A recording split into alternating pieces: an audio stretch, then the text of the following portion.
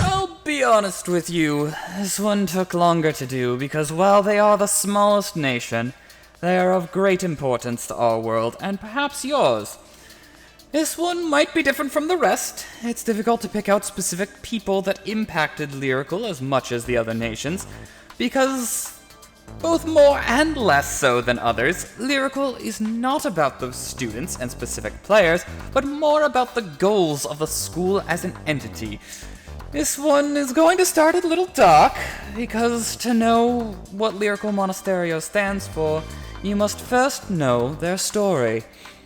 I had to try and plan this several times before casting this right. Ultimately, I think I settled on the best way of talking about the beautiful school of Lyrical Monestario. To know, understand, and respect the tale of Lyrical Monestario, you must first hear the tale of All Nocturne Day, the day the pirates of Granblue took the lives of many innocents in the largest raid recorded to date. Bermuda Triangle, an organization of singers, songwriters, and other idols, was one of the most impacted by this event.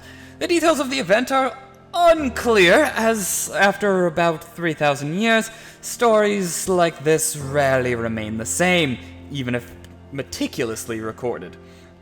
What we do know, however, is Bermuda Triangle did not take this event lying down. They saw that as we entered the godless era, violence was rising, hope was falling, and saw the writing on the wall. All were going to suffer, and it was going to be a long and bloody era.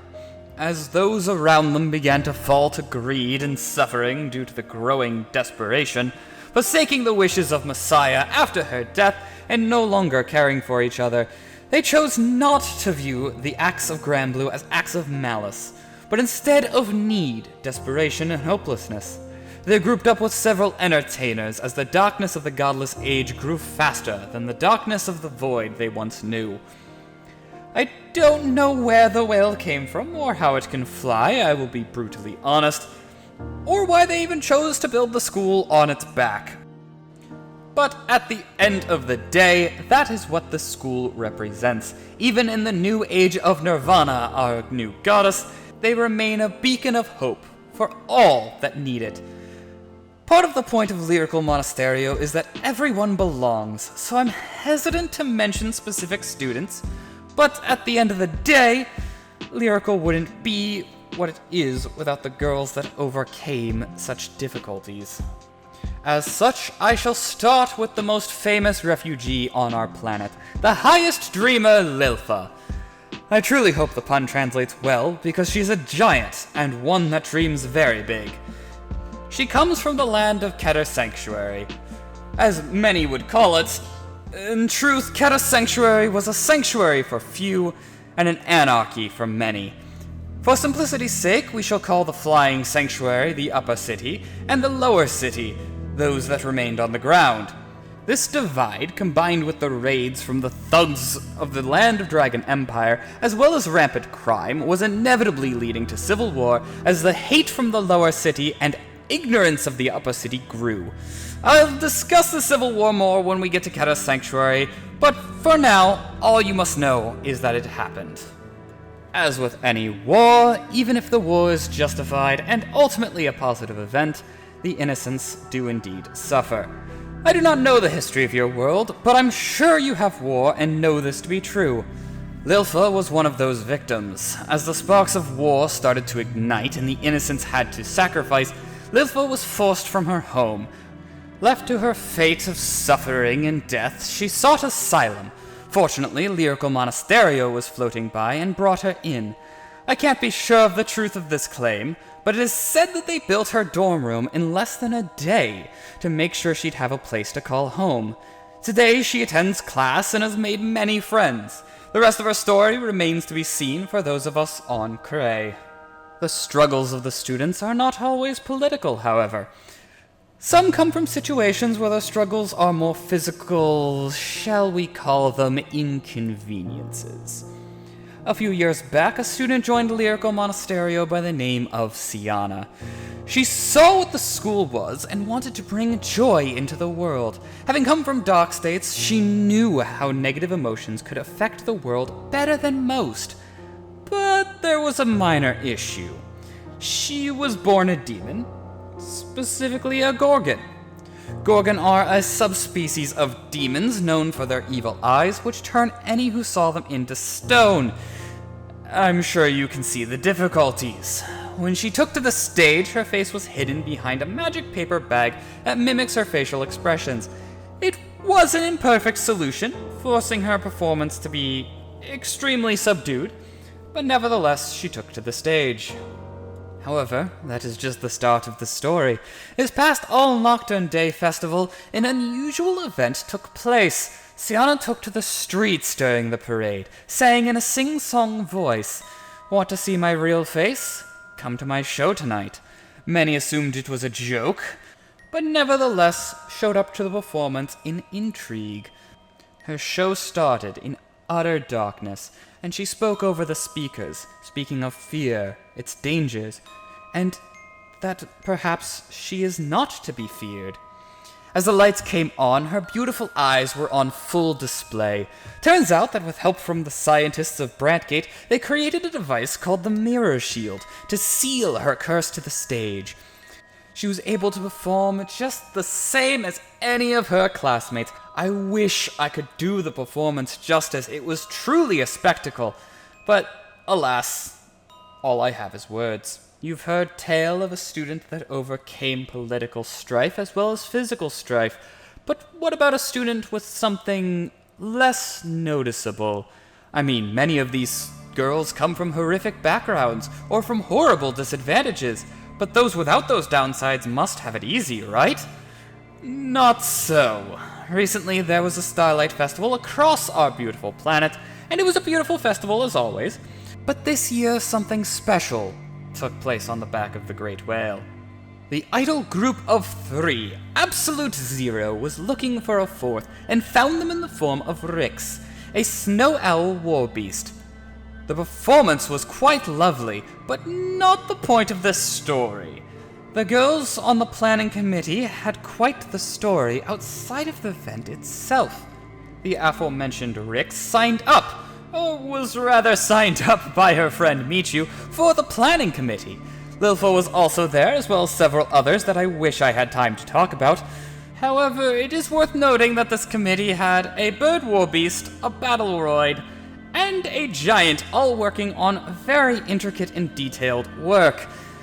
Difficulties took place, and I wish I could go into that story in more detail, but that aside, Rix was very unsure of her value, both on the committee as well as Absolute Zero, as she struggled with the stress from being on the committee, having a performance the day of the festival, and all the events leading up to it.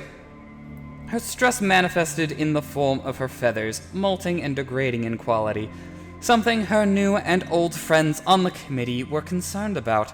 Furthermore, during practice and warm-up, it began to rain, causing Rix's stress to overflow and overwhelm her completely. However, it would turn out her stress was not warranted. Sagitta, leader of the group, was one of the leaders of the school itself, in fact, and as such got to see Rix's audition tape, and as such knew Rix would be a perfect fit for the group. The poster for the recruitment was placed for her and her alone. She did not want to tell Rix for fear that it would cause undue stress, but the entire time, despite being worthy of joining her prestigious position, she felt that she was not. All 3 of the other members of the team looked to Rix, telling her how amazing she was, breaking all remnants of insecurity in her heart. The beautiful and ever-impressive Sagitta, leader of the Judge Maidens, the school's discipline and safety team, and the leader of Absolute Zero, one of the most impressive groups on Cray, spoke to Rix and said, "Look to me. I am your biggest fan." This has been a few of the stories to cover and individuals that have impacted the hearts of us here on Cray, and I feel horrible that I am only able to cover a few and find myself unable to choose any others from the massive count of amazing individuals. But I will cover one more to showcase that not all those who go to the school are idols or even performers. As I've already brought them up, I will talk about the Judge Maidens. I'm not sure how well their title translates, so I'll explain Sagitta's team as fully as I can, so none of the interesting factors are lost in translation. For Sagitta's appointment to the disciplinary committee, they had the very simple name, Disciplinary Committee. This team has several jobs, but allow me to translate it a few ways so you may better understand their role. Perhaps hall monitors, or student council, or rule enforcers. Some of those may translate better, or at least allow you to understand the role slightly. There are students whose role it is to maintain a safe environment for all. As a quick reminder, the school is full of war beasts with large and sharp appendages, battleroids with powerful mechanical legs and arms, demons with cursed auras and dangerous powers, dragonkin with large and powerful tails, and many, many races with many, many passive dangers. As such, the Judge Maidens take their job incredibly seriously. While it is unclear why Sagitta chose to call her subordinates Judge Maidens, it is believed that she thinks the name would suit their job better. There is so much to talk about. This school is incredibly interesting from a sociological, historical, and so many perspectives. It took our world a long time to respect the school as a full nation. It is my sincere hope that your world does not look down on such an important part of our world. It's a shame I had to choose a few of the students to speak about today, and it was a hard choice. As I said, there are many aspects of the beautiful nation. I just can't give them the justice they require. As I am unable to fully manifest or communicate with these amazing individuals, I find myself envying your world's connection to ours, as in some ways you have a stronger connection to our individuals than I do. Do not waste it. The sky's the limit, or so they say, but this is just the start. Setting forth from hearth and home, they set themselves apart. In sky, in sea, the ground between, each a stage is set for these. For hope can come with words or song, no matter where it can belong. Take a chance, there is no shame to look inside and claim your name. For here there is no war, no chase, but building strengths, your talents, your base. Some call this work and others home, but all who come have a chance to hone, a chance to make, a chance to own, to never feel hopeless, alone. Some say for peace there is a price, a war or pain, a sacrifice. To some, these must all be paid. Not here, not now, not these mermaids. The weak, the tall, from all around, what hope was lost, it can be found. In verse, in song, in dance a string. These girls will give their everything. So listen well, tune up the stereo, and expect the next visit from Lyrical Monestario.